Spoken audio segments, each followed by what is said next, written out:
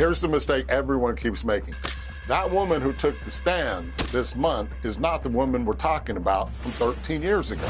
There's no other evidence other than Cassie in this case. He was in charge of her, yet she was cheating with Kid Cudi, who was his former employee. I'm not saying he's a great guy. I've said very clearly he's a piece of but that's not what RICO statute was meant for. What choice does she have? I know a ton of people who tried to go away from Diddy. Are we going to keep glossing over the fact you guys act like Cassie was doing this on her own? At some point in time, you have to take responsibility for your life. It is her boss. It is the man who is in control of her life. I'm here to tell you today he will be convicted on a RICO charge. In a moment, we'll debate that with our expert panel. But first, with the very latest, is Jesse Weber, the attorney, law and crime network anchor and News Nation contributor. Jesse, good to talk to you again. You are an expert in all things ongoing with this trial. Where are we, do you think, with it? And what have been the most significant developments in the last few days?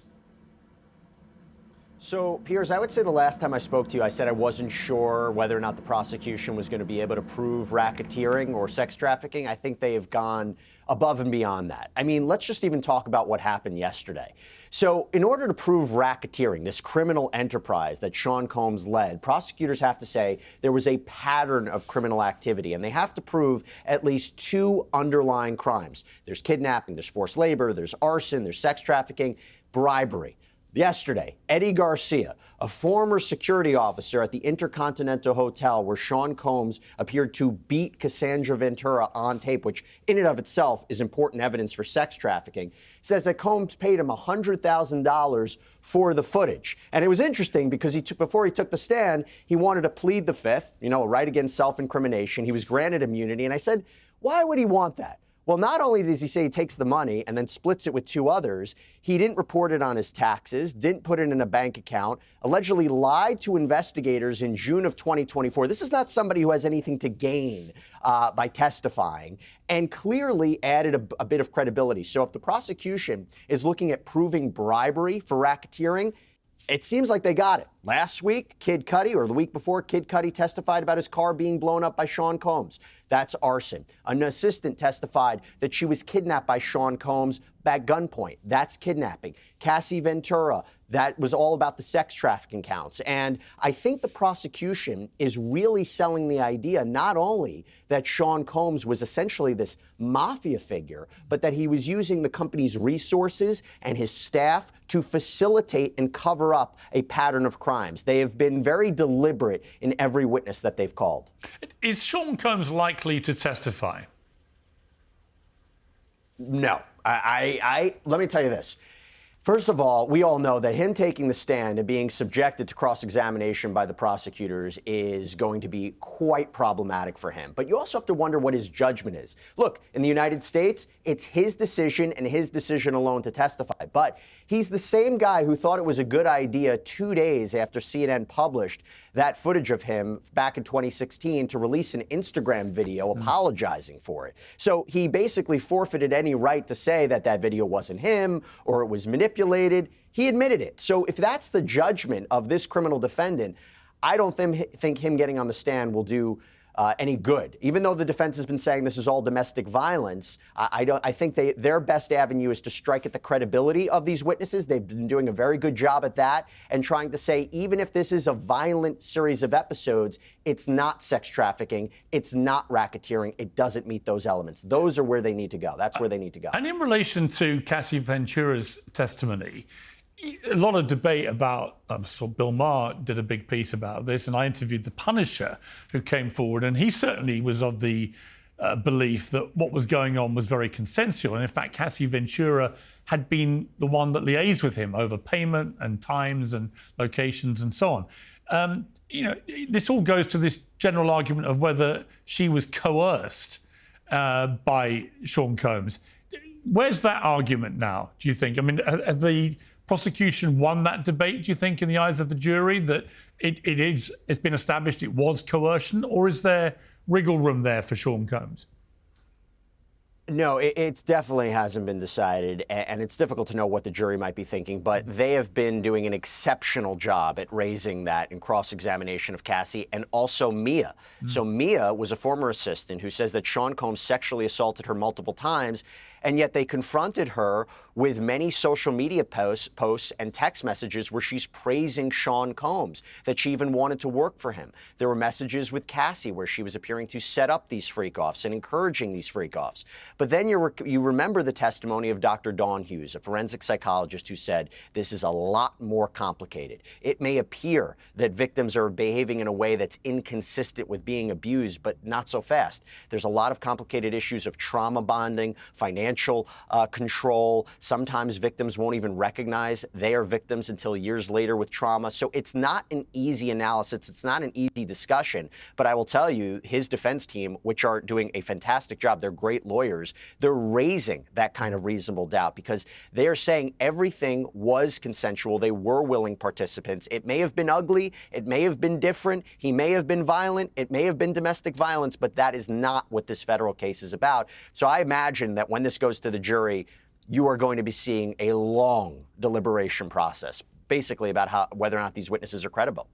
Yeah, I mean, I guess the problem for Sean Combs will be the jury, when they see the video repeatedly of him attacking her in that hotel corridor. It's so awful, and it goes right to the heart of his character. This is a man who will beat up a woman in a hotel corridor.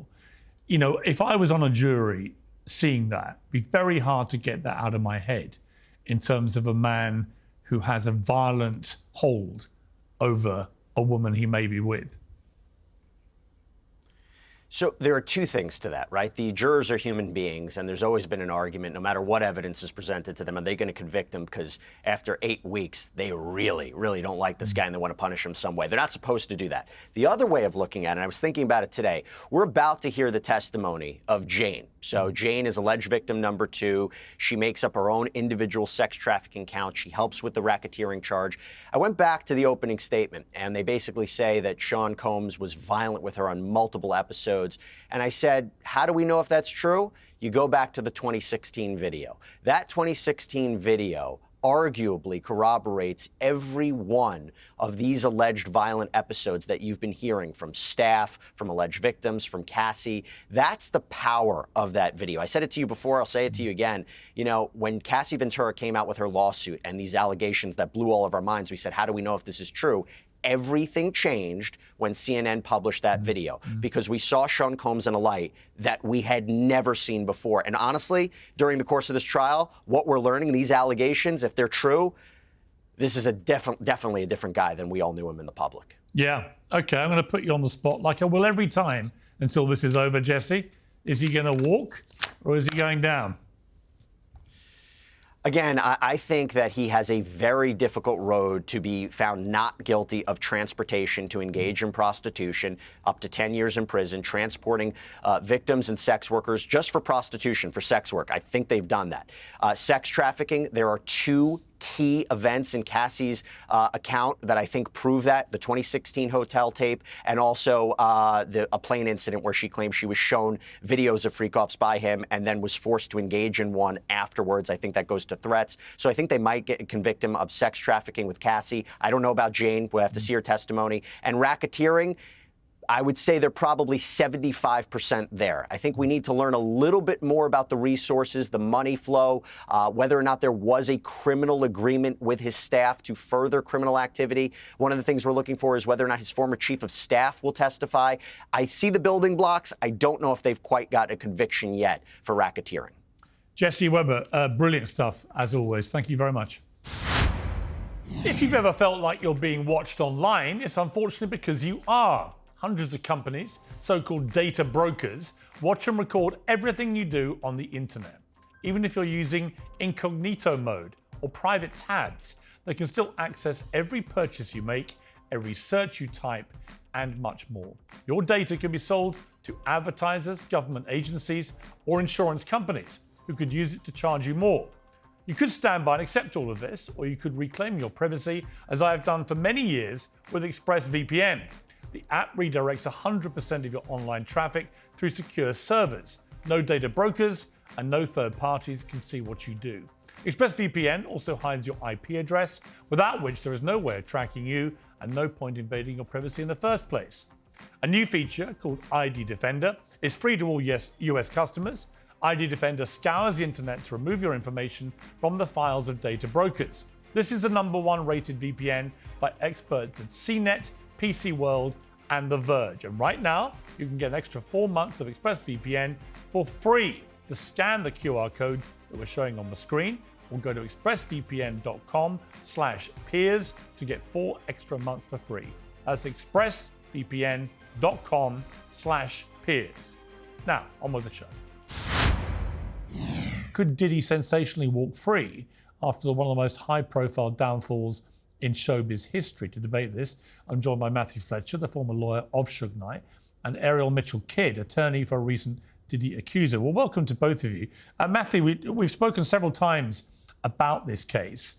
Let me just ask you, there's a growing kind of sentiment I'm picking up on from people who are following this, perhaps who know Diddy, who know the music scene, who know the characters involved here, that this is heading from being a sort of open, slam dunk shut case for the feds to potentially a sensational acquittal. What is your view of where we are with this? It can go either way. Good morning, by the way. Here's my position.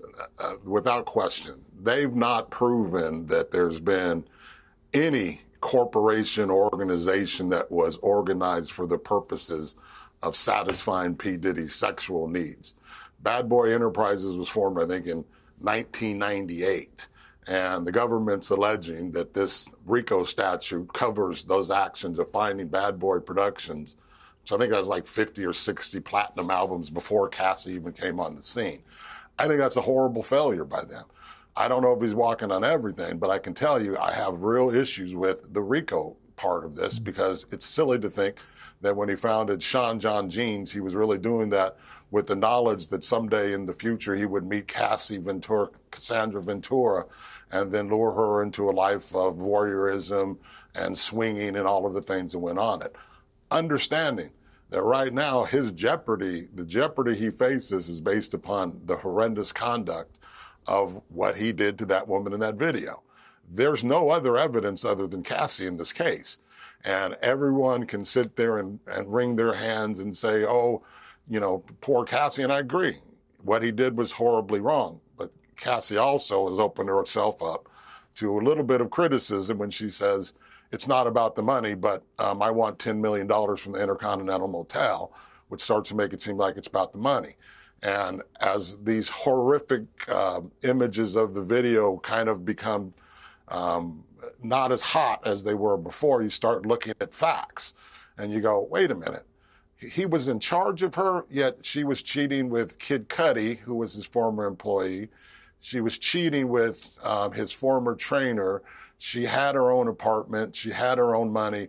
And with 8 men on the jury, this case might have been won in jury selection, because I'm telling you, from the people I've listened to and the many of the different people who've spoken about this, I think there's some issues about whether or not this is a proper case for a RICO charge.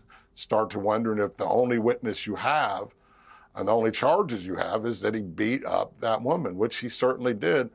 But I'm going to tell you one thing, the defense is certainly going to tell the jury, please convict my client of every single charge of domestic violence there is, every one of them, because there are no charges of domestic violence. And so when people start thinking he's going to walk, it's not because he's a great guy. I'm not saying he's a great guy. I've said very clearly he's a piece of bleepity bleep. But, you know, that's not what RICO statute was meant for, that someone can say 12, 13 years later that I want you to pay me $30 million. And I'll make this point very quickly. If this case was so strong, it meant that there was a crime before November of 2023. Yet before November of 2023, Puff Daddy wasn't accused of any crime until Cassie's people said, I need you to pay me $20 million or I'm putting this book out. When they didn't put the book out, now all of a sudden the government says, aha, you've been committing crimes for 12, 13, 14, whatever number of years. As the jurors sit there, they think about that. That's kind of a chilling idea that it's not a crime until you don't pay me money. And so I think the reason that Ray J and Suge have that opinion is because that's kind of the upswelling of opinion on the talk shows and talking to people around here. Okay, fascinating. Ariel Mitchell Kidd, you, like you said, was an attorney for a recent Diddy accuser. You know, I did a sort of straw poll with my team today, which was split male-female. And I was struck that most of the women thought there was a good chance he may be acquitted, not because he's anything but a loathsome individual who clearly beats up women. And we all saw that with our own eyes from this horrific video. But that is not part of what he's on trial for. And you know, I think as Matthew laid out there, when it comes to talking to the jury, you know, and they a distraction that the eyes are taken away from that because they have to by law, and they're left with just what he's been charged with. At the moment, it doesn't look like this is quite the slam dunk case that everybody assumed it would be. In other words, have the feds just overreached here, do you think? It's not to say, like I say, that he's not a bad person or a woman abuser, but is he guilty of these charges? Is there enough that we've seen to justify the scale of the charges? So first, hi, Piers. Nice to see you again. I dropped the kid. I'm only Ariel Mitchell now. So just moving forward, I'm well, my apologies for misnaming you, which is the social crime of our age. I will rephrase that. Ariel Mitchell, please, over to you. No worries. So I find it very interesting how propaganda works.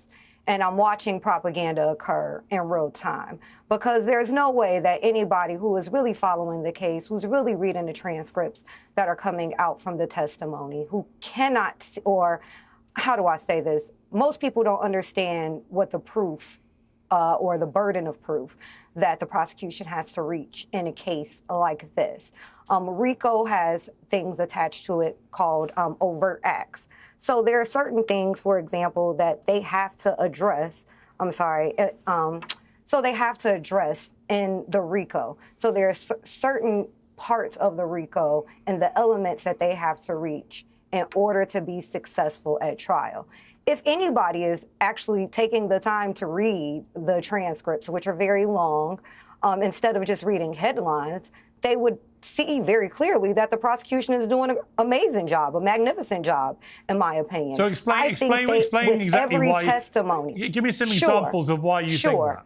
So you got predicated acts, right? So there are certain acts that are enumerated in the U.S. Code regarding RICO claims. So the RICO claims is codified in U.S. Code, and then there's predicated overt acts that you have to do in order to further the RICO. So there are things like fraud, wire fraud, mail fraud, other things, you know, sex trafficking, drug trafficking. All of these are part of, you only need one of these things to have a RICO, not all of them, but they are part of the predicated acts that must be shown in a RICO count. So once you set out these things, what was the fraud? What was the coercion? What was the trafficking, be it sex, drugs, or otherwise? They are doing a good job of punching each one of those elements with every testimony. And it's the lineup. People haven't even paid attention to how masterful the lineup is that the prosecution, the AUSAs, have put on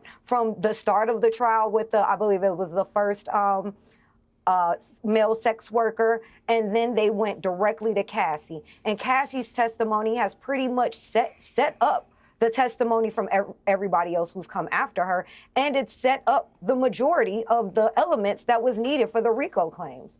Now, the only problem I see with the AUSAs right now is that they kind of are doing overkill, in my opinion. I think they've already met their burden. I believe they already met all of the elements they need to succeed on a RICO. And I'll tell you here, and I'll tell you first, like I've said this whole time, back in July of 2024, I said Mr. Combs was going to get arrested and indicted, and I was correct. When he did get arrested and indicted, I said that he would not ever receive bond, and he did not. And I'm here to tell you today he will be convicted on a RICO charge. Studies show that strength training burns more fat than cardio alone and is critical for maintaining muscle mass and bone density as we age. Jacked Up Fitness has the perfect tool. The Jacked Up Power Rack Pro is the ultimate all-in-one home gym system for a full body workout, and you can do it in your spare room or garage. I'm delighted to say I now have one myself. So if you're new to strength training, there is a whole library of full body video workouts. You just press play and you follow along. With top quality equipment and first class content, Jacked Up Fitness makes your fitness goals accessible and convenient. We've teamed up to give you 10% off the Power Rack Pro. Visit getjackedup.com to sign up for the free program and use promo code PIERS, P-I-E-R-S, for your discount. That's getjackedup.com. Well, Matthew, back to you. Pretty emphatic contra view there. What's your response? Well, I appreciate the passion. I do. But he's charged under the White Slave Trafficking Act, which requires that he paid somebody to come out here to have sex. I haven't heard anyone testify or read in any transcript that anyone testified that Sean Combs himself paid anyone. Have you heard that, Piers? I've not heard that anyone of these people received we had this character called the Punisher on, who was a male prostitute, and he was actually a very eloquent guy to interview. And he made it crystal clear that over an 18-month period, it was Cassie that did all the negotiating with him and facilitated all the payments. And in fact, Diddy was, a kind of bit part player sitting naked in the corner watching the Punisher having sex with Cassie, who had arranged everything. So I can still see how that could be construed by a skillful lawyer as a form of coercion. But as Bill Maher said at the end, at the end of his show on Friday, when you have somebody like Cassie Ventura and she's talking about her love of freak-offs and can't wait to do them, it is hard, I would imagine, to sit in the jury and think, why would she say that if she didn't actually enjoy them? And that's the big difference between, we can talk about... Well, quickly, Ariel, quickly, and I'll come back to Matthew on that point. Yeah, sure. I think the problem here with the question you just asked was the understanding of what being a woman in love with a man would do. So I think a lot of this is being, of course. But you have, well, okay, but let me be direct, Ariel. Let me be direct to you. Let me be direct. Sure. I don't know anything about your life. I don't know if you're married, not married, in a relationship with whoever. But let me just ask you, would you arrange for somebody whose name is the Punisher to come and have sex with your partner for money?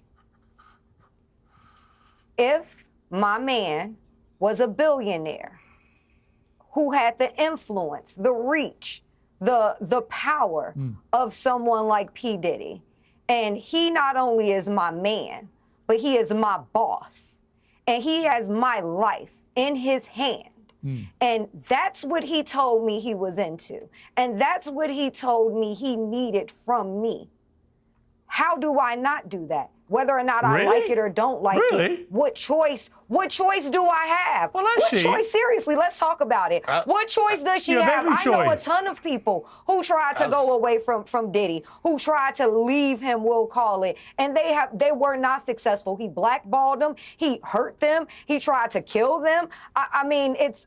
I think the thought process of why people are being dense, like they don't understand why she would have done that, being in the position that she was in. Listen, the Punisher told me that she actively enjoyed it, that they had a really good time over 12 months. They met a dozen times. I'm sorry. I think it was over hang on. It was actually a longer. It was actually a longer period. I think it was over a 2-year period, and they met up to a dozen times. And she was always, according to him, having a perfectly good time. And according to him, did he know whether or not she was drugged? Yeah.